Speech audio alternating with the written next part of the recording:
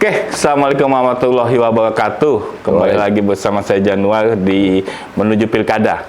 Kali ini kami Tribun Kaltim bertamu ke tuan rumah yang istimewa sekali, Pak Andi Harahap, calon Bupati Penajam Pasir Utara periode 2024-2029, nomor 2 Pak ya? 2. Nomor 2 ya kan? Saya sapa dulu, Pak, sehat Pak? Sehat, alhamdulillah. Alhamdulillah. Kayaknya lagi apa? Dipausir nih kampanye di masa-masa kampanye nih Pak ya? Iya, bukan kampanye aja, masih kampanye ini udah setelah memang. Tapi tenaga masih fresh loh. Alhamdulillah, syukurillah ya. Pak, tapi saya gini Pak, penasaran Pak sama profil Bapak. Kan selama ini kan warga Penajam khususnya kan tahu Bapak sebagai Bupati periode 2009 ya? 2008 2013 ya. Kemudian jadi anggota DPRD Kaltim ya kan? Ya. Tapi kan belum banyak yang tahu Pak latar belakang Bapak itu siapa gitu sebelum menjadi Bupati ya kan? Masa kecil Bapak terus bersekolah gimana itu Pak kalau Bapak bisa cerita? Kalau saya sih kalau orang Penajam tahu semua karena saya mulai umur 5 tahun sudah di sini. Oh, sudah 5 tahun di sini Pak ya? Iya, jadi saya punya SD pertama saya di Grogot ya. Setelah itu pindah ke Penajam. Sampai SMA-nya di Penajam juga. Sampai SMA di Penajam. Tapi saya di Balikpapan SMA-nya. Ya. Terus sebelum jadi bupati, jadi anggota dewan, ada pekerjaan lain apa gitu Bapak? Kehutanan. Itu ngapain Pak Bapak dulu anunya? Di Dinas Kehutanan? Dinas Kehutanan. Oh, berarti Bapak birokrat nih apa PNS ya? Saya pegawai negeri. Dari tahun berapa dulu Pak pegawai negeri? Saya pegawai negeri tahun 76. 76? Iya. Sampai ya mengundurkan diri. Waktu itu kan saya jadi anggota DPR Pasir. Oh, anggota DPR Pasir? Iya. Di tahun 2000? Tahun 2009. 94 saya. 2004? 94. Iya. Oke, dari birokrat kemudian mengundurkan diri untuk menjadi anggota dewan. Iya. Itu kan berat sebenarnya, pilihan yang berat kan waktu itu kan. Betul. Pak ya kan? Kenapa kemudian Bapak mau terjun ke politik waktu itu Pak? Ya, kalau saya pikir saya mau terjun ke politik pada waktu itu, kalau saya masih di kehutanan, istilahnya kan masa depan saya bagaimana? Oh, belum ya, gitu-gitu aja gitu maksudnya. Gitu aja, nggak bisa perkembangan. Kan kita hitung pegawai itu kan naik golongannya kan berapa 4 tahun. Iya. Tapi kalau kita di politik kan bisa 1 tahun kan bisa naik sampai berapa ini ya, nggak itu pertimbangannya. Tapi dari dulu memang Bapak di Golkar tuh Pak ya? Di Golkar. Berarti udah dengkot Golkar dari dulu Bapak sebenarnya Pak ya? Jangan-jangan darahnya sudah kuning nih Pak? Bukan kali.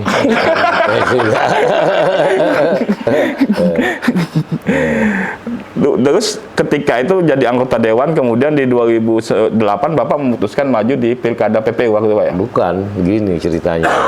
Saya terus terang aja mau jadi anggota Dewan Pasir itu, saya minta dengan masyarakat juga. Kenapa pada waktu itu kan saya kan kehutanan. Saya minta izin jadi saya pertama awal itu dari Sepaku. Saya mintalah dengan warga Sepaku, apakah siap enggak kalau saya jadi anggota DPR? Mereka setuju semua. Oke. Akhirnya saya jadi anggota DPR untuk memperjuangkan Penajam. Oh, maksud belum pemekaran Pak ya? Belum. Oh. Ya saya yang mekarkan Penajam. Bapak salah satu tokoh pemekaran. Bukan lagi tokoh, saya anunya. Pimpinannya gitu? Bukan ini, pelakunya. Pelakunya? Iya. Habis itu Bapak memperjuangkan pemekaran jadi anggota dewan? Iya. Jadi anggota dewan dulu. Oh. Nah, jadi anggota dewan, ya. Baru saya mekarkan Penajam ini. Saya kan janji. Iya. Ya, makanya saya nggak mau berbohong. Kalau saya jadi anggota DPR, insya Allah Penajam mekar jadi kabupaten. Nah, itu sebenarnya. Gimana perjuangannya Bapak waktu setengah mati udah gampang. Ya saya terus terang aja kita yang ya. Waktu saya berjuang itu udah gampang. DPR itu saya kacau terus ya nggak. Akhirnya alhamdulillah turunlah Undang-Undang Nomor 7 tahun 2002 itu. Itu bersyukur. Akan jadi akhirnya PPU terbentuk itu Pak ya? Itu ya. Tapi ketika terbentuk Bapak masih jadi anggota dewan ya? Anggota dewan. Terus maju saya dari anggota dewan Grogot pindah ke Penajam lagi. Oh ya karena pemekaran itu ya terbentuk ya. Terus Bapak maju lagi di Pilkada tahun berapa pertama kali Pak? Pilkada. Oh, ketua DPR dulu ya? Waktu saya habis ketua DPR. Ketua DPR dulu. Saya ketua DPR, maju saya melawan incumbent Pak Yusran. kalah Pak Yusran sama saya. Akhirnya kan yang kedua kalinya saya kalah lagi sama Pak Yusran. Enggak.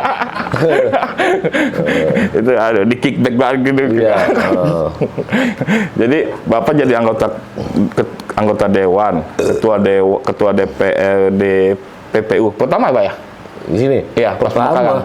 Pemekaran kan saya pertama anggota dewan di sini. Oke. Terus jadi bupati, berarti Bapak sudah punya sejarah panjang di PPU sebenarnya, Pak ya? Panjang. Dan mulai kecil sudah di sini kan panjang sejarahnya. Jadi tidak ada orang yang kenal di Penajam, kecuali orang baru. Iya. Baik, masih bersama dengan Pak Andi Harahap, calon Bupati Penajam Pasir Utara periode 2024-2029 nomor urut 2 Pak ya? Iya. Oh, 2. Ya kan? Pak, tadi saya menarik soal perjuangan Bapak ketika memekakan PPU, gitu kan? Iya. Bagaimana kemudian muncul ide untuk memekakan PPU itu awalnya gitu, Pak? Jadi idenya awalnya kan gini, saya kan pulang pergi, dan saya kasihan dengan warga kan. Misalnya kalau saya ke Sepaku, malah warga Sepaku kan bertanya, ini bagaimana, dia bilang di Pandi, kalau kita dia bilang kan mau ngurus KTP, mau ngurus apa, mau kawin aja ke Grogot sampai 2 hari 2 malam. Nah, saya kan kalau sudah ini kan kasihan juga mereka. Tapi saya bilang saya minta satu syarat, dukung saya dulu jadi anggota DPR, akan saya berjuang Penajam menjadi kabupaten supaya dekat.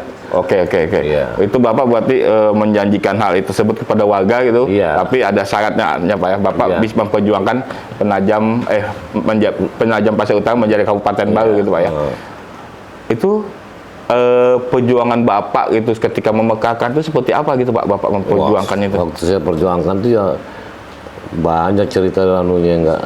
Apa yang misalnya yang membekas gitu Pak? Yang membekas tuh ini, terus terang aja. Tidak ada yang setujui sebenarnya di Penajam ini juga, 50% aja. Oh, masih belum semua orang setuju. Apalagi kalau Baburu nggak setuju. Iya. Takut dia nggak. Katanya di mana dapat uang. Oke. Ya, tapi saya bilang sudahlah, kalau masalah anggaran tuh nanti saya yang nganu semua. Ya alhamdulillah terbukti. Ya. Itu katanya sampai saya dengar infonya Pak ya. Bener, coba aja. Bapak pakai dana pribadi untuk memperjuangkan Bener itu gitu sekali ya. pribadi. Tidak ada dana masyarakat, tidak ada. Itu untuk apa maksudnya perjuangan seperti apa gitu Pak? Sekarang biaya ke Grogot, biaya ke Samarinda, biaya ke Jakarta itu kan uang semua. Kita nggak punya anggaran. Oh iya. Jadi uang pribadi. Oke. Itu berapa orang itu waktu itu Pak yang kelompok utamanya gitu, berapa orang itu Pak? Kalau tidak salah kita pertama kan kelompok 7. Jadi kelompok dulu, kita ke kelompok. Ya, di sini juga dirumuskan di rumah ini, pas di sini juga. Di sini juga dirumuskan ya Pak ya. Alhamdulillah, mereka semua kan kita di mana cari dana. Saya bilang dana saya tanggung jawab. Jadi Bapak donatur utama sebenarnya. Iya. Dari berdirinya Iya. PPU. Kenapa sih Pak Bapak kepikiran untuk memegahkan PPU waktu itu gitu Pak? Ya kalau udah begitu bagaimana bisa maju ya enggak? Oke. Jadi salah satu syaratnya untuk masyarakat sejahtera, masyarakat maju ada pemekaran PPU. Kalau kita tidak mekarkan mana bisa sejahtera. Dulu sini mobil cuma satu, tidak ada mobil, cuma satu aja. Mas satu yang lewat Pak. Bener, tidak ada mobil sini dulu, cuma ini ya enggak. Cuma saya yang punya mobil di sini sama camat. Nah, dan ini kita tidak usah lah, kita ini enggak. Makanya saya bilang kalau Penajam jadi kabupaten, semua punya rumah nanti punya mobil nanti. Terbukti kan? Ada lampu merah jadi sekarang Pak ya? Iya. Dulu tidak ada lampu merah, jangan lampu Pak. merah. Itu aja lampu merah cuma 2 aja ya enggak. Insya Allah nanti banyak nantinya enggak. Bapak sempat bertemu siapa aja dulu Pak waktu pemekaran tokoh-tokoh nasional apa siapa gitu? Apa merayu gitu Pak? Pak ini Rias Rasid. Oh Pak, masih ke Pak ya? Iya. Kemendagri Pak ya? Iya, Rias Rasid. Sama ini Andi Malaranggang semua itu. Oh, oke. Feridan Baldan ya. Kalau musuh. Apa yang Bapak sampaikan waktu sama tokoh-tokoh itu Pak? Saya kasih tahu kan ya enggak. Kita di Jakarta. Bahwa kondisi Penajam sudah layak dimekahkan. Nah, syukurnya kita kepada Allah yang Maha Kuasa, pada waktu itu keluar undang-undangan itu yang undang-undang pemekaran itu, bahwa akan ada penambahan pemekaran itu, saya ambil kesempatan di situ masuk. Makanya saya tarik dari ketua DPR Kabupaten Pasir dengan ini tarik ke DPR RI minta pertemuan. Oke. Di situ anunya. Pak, ini Penajam dimekahkan sudah lebih 20 tahun, Pak ya? Iya, 2002. Setelah 20 tahun lebih, bagaimana Bapak melihat? Apakah Bapak bangga, menyesal Penajam dimekahkan dalam kondisi sekarang 20 tahun? Bangga dong saya dimekarkan. Tapi estafetnya kacau. Apanya kacau?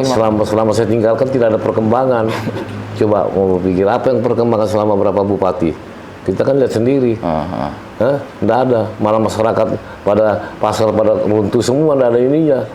Nggak ada yang ke pasar. Oke. Apa yang kurang? Masih kurang di Penajam? Banyak yang kurang. Banyak. Apa misalnya apa gitu Pak? Misalnya apa gitu yang ada? Ini kan Bapak mau insya Allah, ini kan Bapak maju lagi sebagai calon bupati dan insya Allah menang gitu Pak ya. Iya. Saya doakan insya Allah menang gitu Pak. Kalau Bapak terpilih gitu Pak ya, apa yang mau Bapak perbaiki di Penajam? Kalau saya terpilih nanti insya Allah lah, saya akan permak dulu ekonomi kerakyatan dulu. Bagaimana masyarakat kecil bisa masuk petani dan nelayan, itu yang penting. Kalau petani dengan nelayan sejahtera, insya Allah Penajam ini sejahtera semua. Tapi kalau petani dengan nelayan tidak sejahtera, istilahnya tidak akan bisa sejahtera. Kenapa saya bilang?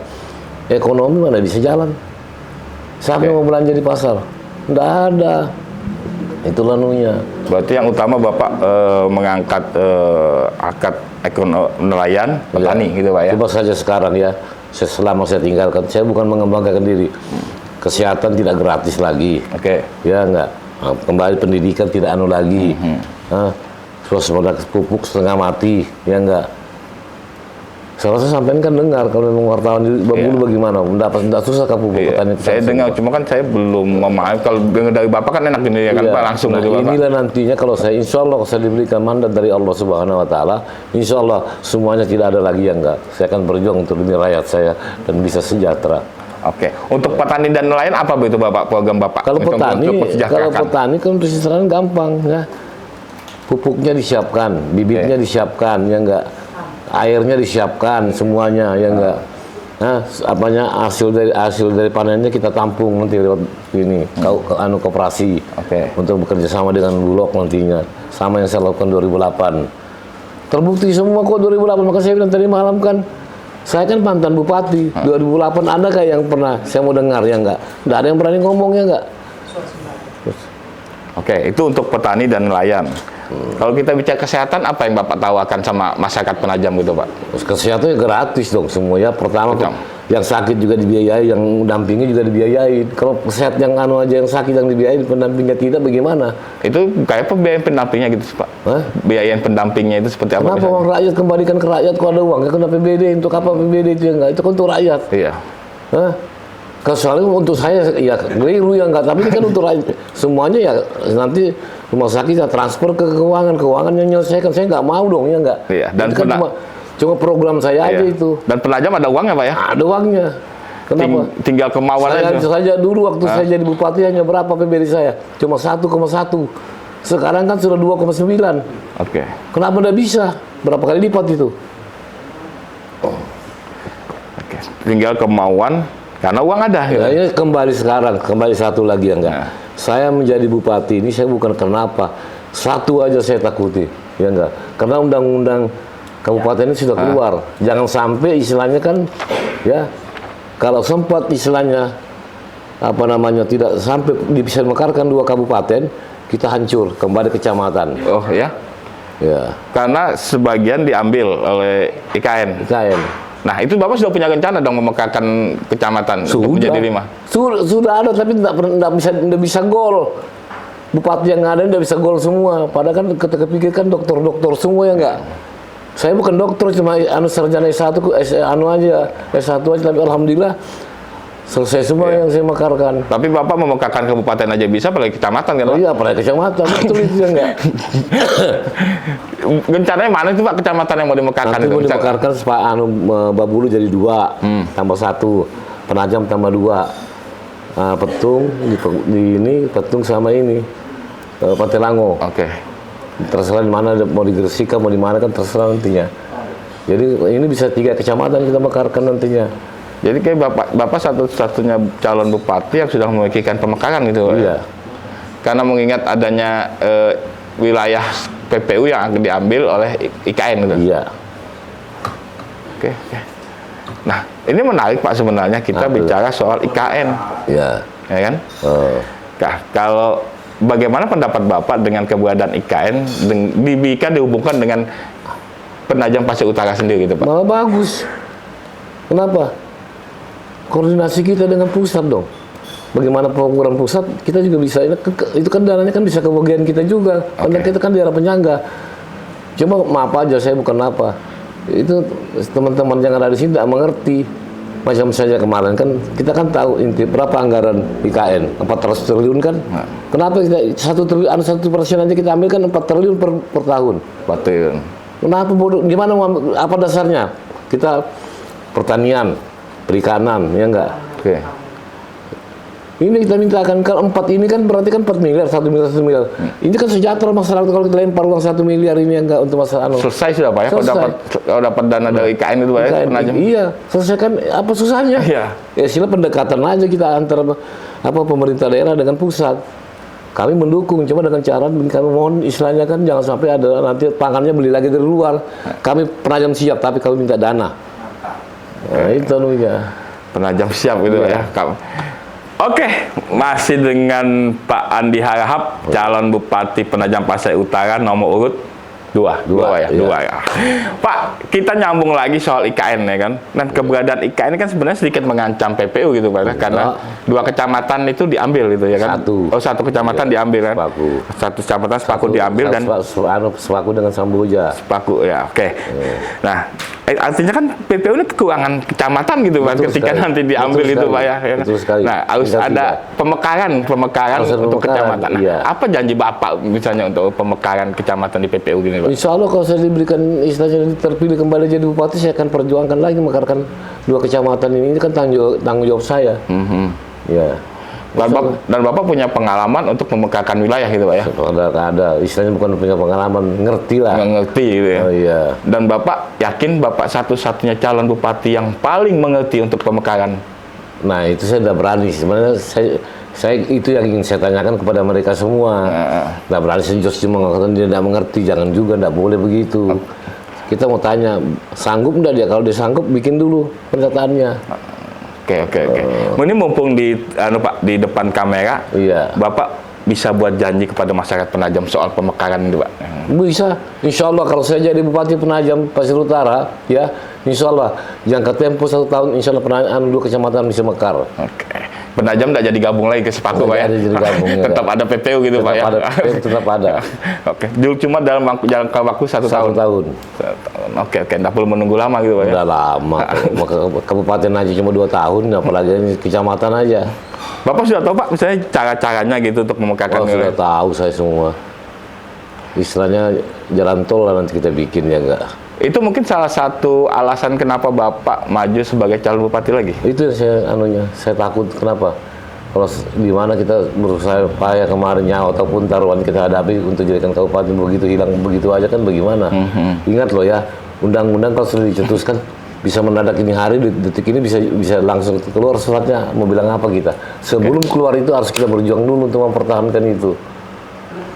Itu sudah Bapak pikirkan ketika menjadi anggota dewan kemarin? Iya, di provinsi. Kan waktu itu saya ikut rapat. Wah, saya bilang bahaya ini ya enggak. Nah, saya mau lihat calon-calon di Penajam siapa yang bisa kira-kira ini ya enggak. Saya pikir ada yang bisa ini, kalau enggak ini. Sudah, saya bilang saya kembali lagi untuk jadi Bupati Penajam Pasir Utara. Ya saya ngomong sama istri saya. Nah, istri saya setuju juga. Oke, kalau begitu setuju saya. Kalau saya menjadi anggota dewan, kembali lagi anggota dewan, tapi saya minta untuk mempertahankan Penajam ini. Jadi supaya kita setengah mati kita perjuangkan jadi kabupaten. Nah, yang saya pikir kenapa lagi? Di mana mau taruh karya anunya? Pegawai honornya enggak ada 4.000. Pegawai 3.000. Di mana mau kalau ini jadi kecamatan? Di mana mau ditempatkan? Berapa pengangguran lagi Penajam ini? Sekarang aja Penajam sudah begini, apalagi kalau kecamatan. Ini semuanya saya pikirkan. Bapak sudah melakukan komunikasi ketika jadi anggota dewan gitu Pak untuk mempertahankan Penajam Pasir Utara gitu Pak? Belum. Nah, waktu kampanye ini saya baru berbicara tuh. Itu juga masyarakat kan masyarakat yang mengerti aja kan. Kalau tidak mengerti ya mereka juga susah ya, tapi tetap kita berikan pemahaman. Kan tidak banyak yang tahu Pak, misalnya kritisnya kondisi Pak kalau misalnya tidak ada pemekaran gitu kan Pak? Oh iya, kalau belum tahu mereka. Iya. Nah, tapi mereka yang sudah tahu semua ya langsung sadar ya enggak. Ya termasuk Samir sadar sudah dia enggak. Mana dia lari enggak? Apa efek-efeknya gitu Pak kalau misalnya pemekaran ini gagal gitu, pemekaran kecamatan ini Insya gagal? Allah nggak gagal, saya tidak menerima kuasa nggak gagal. Nggak gagal. Asal bupatinya diharap, tapi nggak ada jaminnya nggak. Ya kita kan bicara kalau misalnya gagal, yo itu soal pegawai-pegawai. Iya. Nah itulah tadi malam kan debat itu yang saya mau pertanyakan. Anda ini sudah siap nggak? Pernah nggak jadi RT? Kalau udah pernah jadi RT, bagaimana bisa mekarkan penajamnya nggak? Oke, jadi itu salah satu tujuan utama Bapak untuk Itu aja nggak ada. Yang pertanyaan bagaimana penajam tetap ada di Kalimantan Timur ya. Oke. Tapi ketika penajam sudah masih tetap ada, tetap eksis, kan masyarakat juga tetap harus dijaga untuk agar sejahtera gitu kan Pak? Wah, itu harus. Kenapa nggak bisa sejahtera? Saya mau tanya sampean.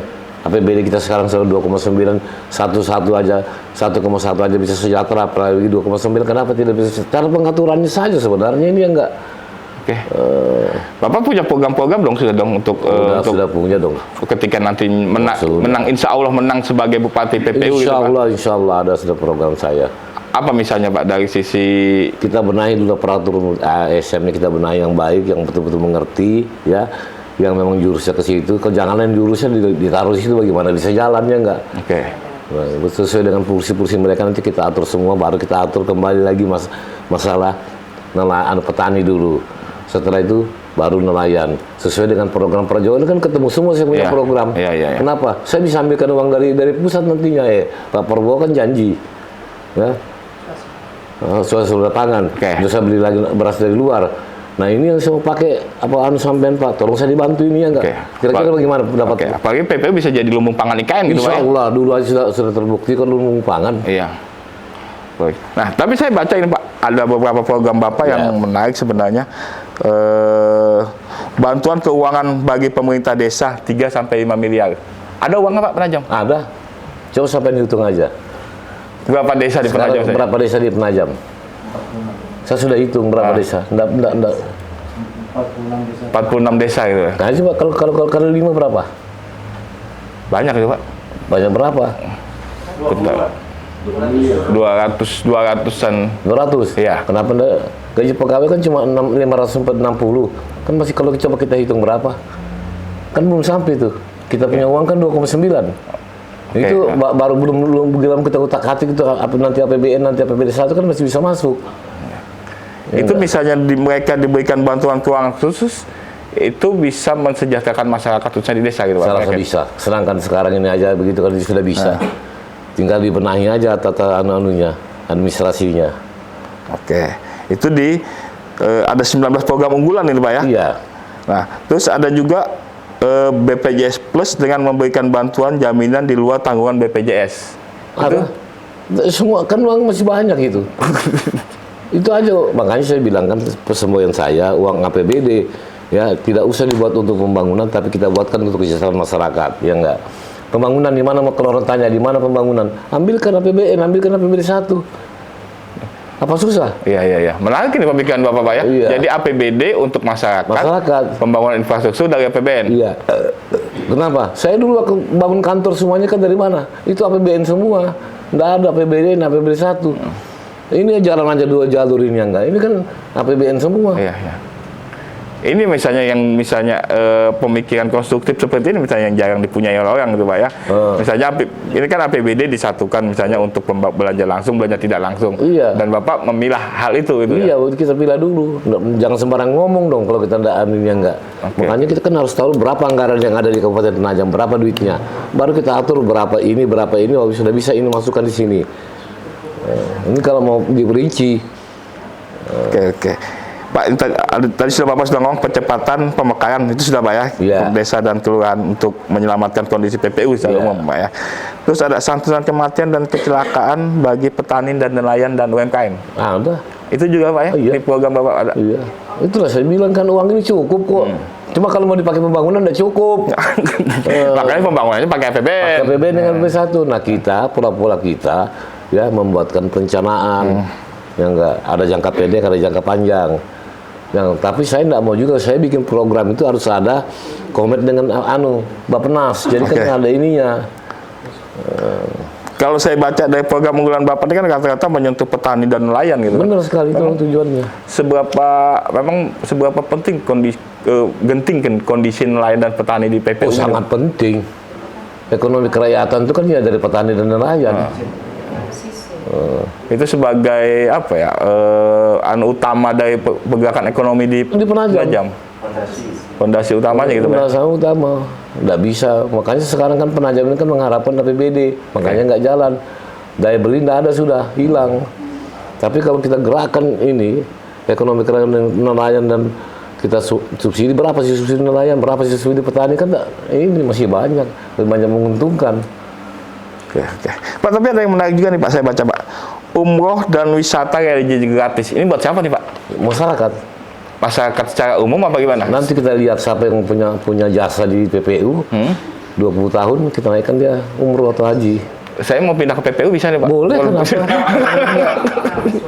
Nambah suara kan? Iya.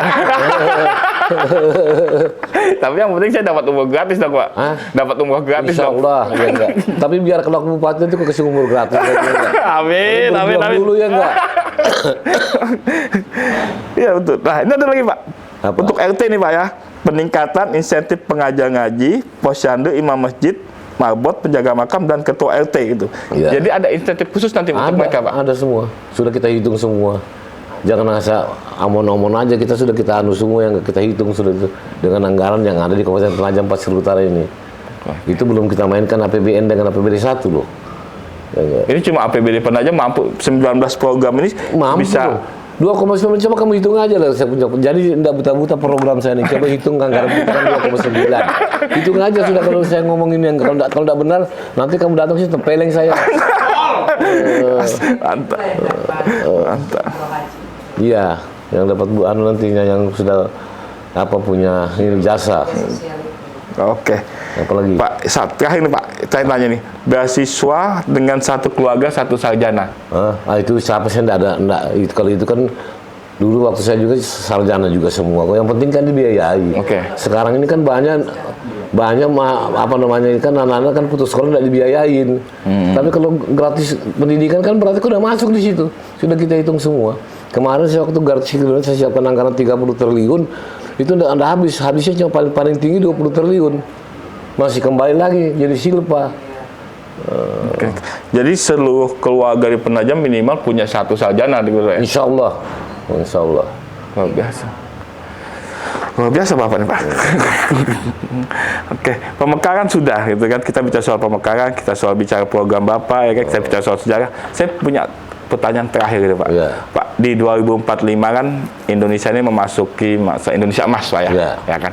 Nah, apa mimpi Bapak untuk Penajam Pasir Utara di tahun 2045 nanti? 2045, makanya, seperti apa gitu Pak? Makanya mulai saat ini saya buatkan BLK di 4 kecamatan untuk mempersiapkan 2000 Emas ini.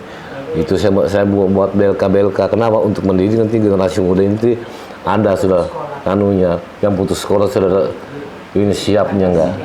Itu saya bentuk 4 BLK 2045 nanti. 2045. Jadi Bapak ingin Penajam seperti apa gitu Pak nanti kota ini Pak? Nantilah kita lihat. Kan Bapak sebagai inisiator pemekaran pertama ya kan. Terus Bapak pernah jadi bupati. Maksudnya punya perjalanan panjang Bapak di Penajam gitu Pak ya. Punya. Bapak mimpi Bapak gitu Penajam ini mau jadi seperti mimpi saya Penajam nantinya bisa jadi kota metropolitan juga ya kan, bukti dari IKN kan mungkin mesti banyak datang ke sini nantinya. Oke. Bagaimana caranya kita untuk Penajam bisa maju nanti? Kita buat daerah wisata ya enggak. Kita bikin apa di sini ya enggak. Tapi nanti dulu setelah saya jadi bupati baru saya ini ya enggak. Oke. Dan mimpi itu dimulai dari sekarang Mulai Pak, sekarang. Ketika Bapak mencalonkan diri jadi bupati dan insya Allah terpilih. Insya Allah akan terpilih. Oke. Pak, pesan terakhir deh Pak untuk masyarakat Penajam. Ya, pesan saya terakhir masyarakat Penajam itu aja. Ya mari kita jaga Penajam ini ya, jangan sampai jadi kecamatan lagi, itu aja. Kita pertahankan tetap menjadi kabupaten. Jangan sampai kabupaten ini hilang. Kalau kita tidak bisa mengarahkan 2 kecamatan, Penajam akan hilang. Ini yang saya mau pertahankan dulu. Itu pesan saya. Oke. Baik, Pak Diarap, terima kasih banyak. Ya, makasih. Sudah diterima kami pada hari ini, Pak. Iya, makasih. Semoga sehat selalu, Pak ya. Amin. Dan Insya Allah mudah-mudahan terpilih Pak di 27 November nanti Pak ya. Iya. Baik, terima kasih. Baik Tribuners, itu tadi perbincangan kita dengan calon Bupati Penajam Pasir Utara nomor urut 2 Pak Andi Harahap. Kita akan kembali lagi di menuju pilkada di edisi selanjutnya. Assalamualaikum warahmatullahi wabarakatuh. Waalaikumsalam. Download Tribun X sekarang. Menghadirkan lokal menjadi Indonesia.